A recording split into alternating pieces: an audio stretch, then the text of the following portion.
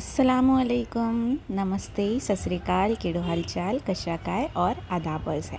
आप सभी का तहे दिल से इस्तकबाल करते हैं हमारे यूट्यूब चैनल दिल का दस्तरखान पर।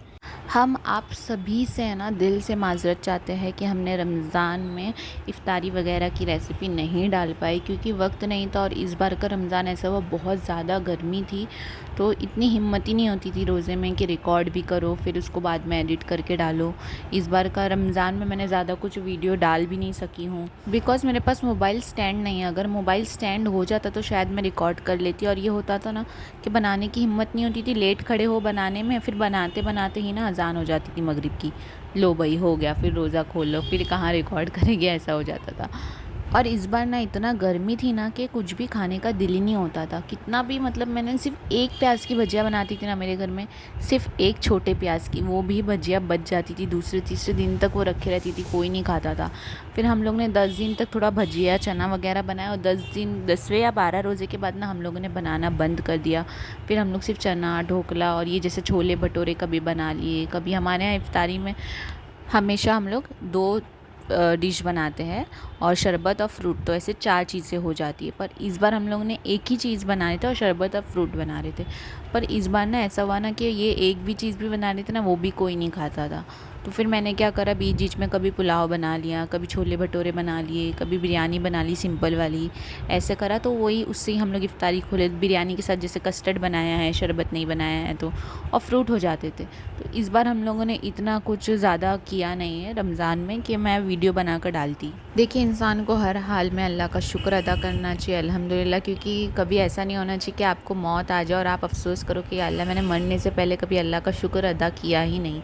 इसलिए हमेशा अल्लाह का शुक्र अदा करें। और दूसरी बात मुझे ये भी पूछनी थी कि इतनी गर्मी थी, अल्हम्दुलिल्लाह अल्हम्दुलिल्लाह किसी को भी प्यास नहीं लगी रोज़े में। आप बताइए, आप लोगों को लगी प्यास? तो आप रोज़े का एक बार नियत कर लो तो वैसे भी प्यास कभी नहीं लगती, चाहे गर्मी हो, आंधी हो, तूफ़ान हो, आपको प्यास भूख नहीं लगेगी।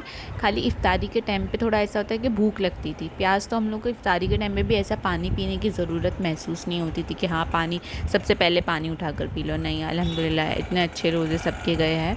आप लोग बताइए, आप लोगों के कैसे रोज़े गए, आप लोगों की शब कद्र कैसे गई, आप लोगों ने इबादत करी और मेरे लिए दुआ करी कि नहीं, ये भी ज़रूर बताइएगा। आप लोगों ने ज़कात या फ़ितरा निकाला कि नहीं? फ़ितरा तो देखिए चाँद रात को निकलता है। आपके रोज़े में जो गलती हो गई हो उसका सदका होता है आपके रोज़े का, कि अल्लाह ताला उस फ़ितरे के सदक़े से आपके रोज़ों में जो गलती हुई हैं, जो इबादत में गलती है, अल्लाह ताला उनको बख्श देता है।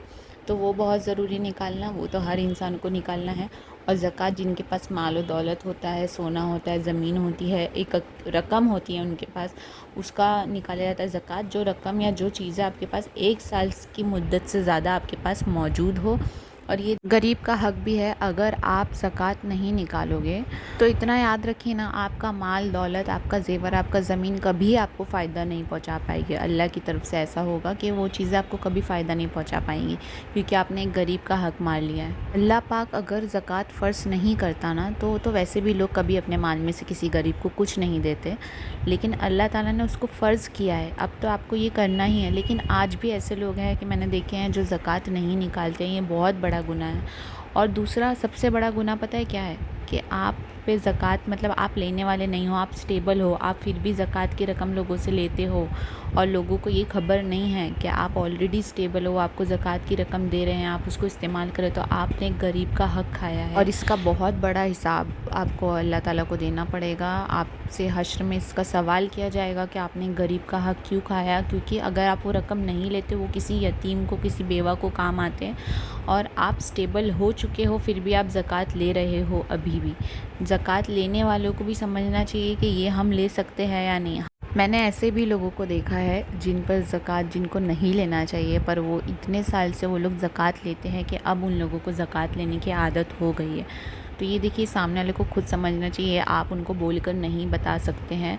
और दूसरी बात ये है ना कि अगर आप ज़कात ले लोगे और आप गरीब का हक ले लोगे और आप सोचोगे आपका घर अच्छा चलेगा, तो ऐसा कभी नहीं होगा, ये बहुत बड़ा गुनाह है। और ज़कात ना ईद के थोड़ा पहले ही निकाल दीजिए, ताकि जो है वो शख्स सामने वाले जो है वो भी थोड़ा शॉपिंग कर ले या ईद के लिए राशन वगैरह भरा लें। अगर अल्लाह ताला ने आपको बहुत दिया है तो ज़कात से भी ज़्यादा निकालिए, अल्लाह ताला उससे बहुत खुश होगा। रमज़ान में आप जितना देते हो उसका 70 गुना सवाब आपको मिलता है। उसका 70 गुना आपको नेकियां मिलती, तो अल्लाह ताला बहुत खुश होता है। और मुझे आप लोगों से ये भी पूछना था, आप लोगों की ईद की शॉपिंग हो गई? आप लोगों ने क्या लिया है? कॉटन का ड्रेस लिया है या भाई भरा भरा ड्रेस लिया है? मैंने तो कॉटन की मिडी ली है, एक सिंपल सी।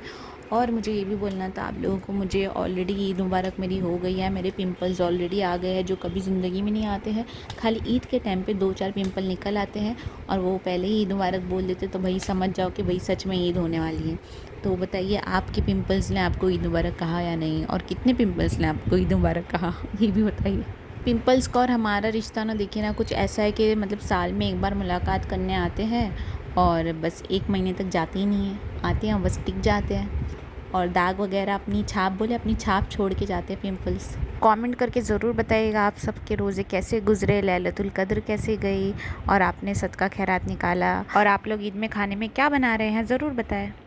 सब्सक्राइब करना ना भूलें, लाइक कमेंट शेयर करें, अपने व्हाट्सएप स्टेटस पे मेरा यूट्यूब का लिंक ज़रूर डालना ना भूलिए। अल्लाह का हर हाल में शुक्र अदा करें, अल्लाह ताला शुक्र करने वालों से बहुत खुश होता है। और अल्लाह पाक हम इस रमज़ान के और रोज़ों के सदक़े से हम सब के तमाम गुनाहों को बख्श दे, हम सब को ईमान की दौलत अता फ़रमाए, हम सभी को सेहत और तंदरुस्ती अता फ़रमाए, हम सभी के वालिदैन को लंबी उम्र और तंदरुस्ती वाली उम्र अता फ़रमाए। आमीन आमीन सुम्मा आमीन। इस रमज़ान के सदक़े से, लैलतुल कद्र के सदक़े से अल्लाह ताला हम सब को अपने घर की ज़ियारत नसीब फ़रमाए। आमीन आमीन।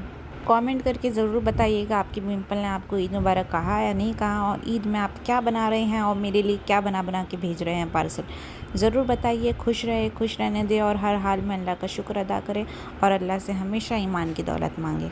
फिर मिलेंगे अगले वीडियो में, तब तक अपना ख्याल रखें। खुदा हाफिज़, दुआओं में याद रखिएगा।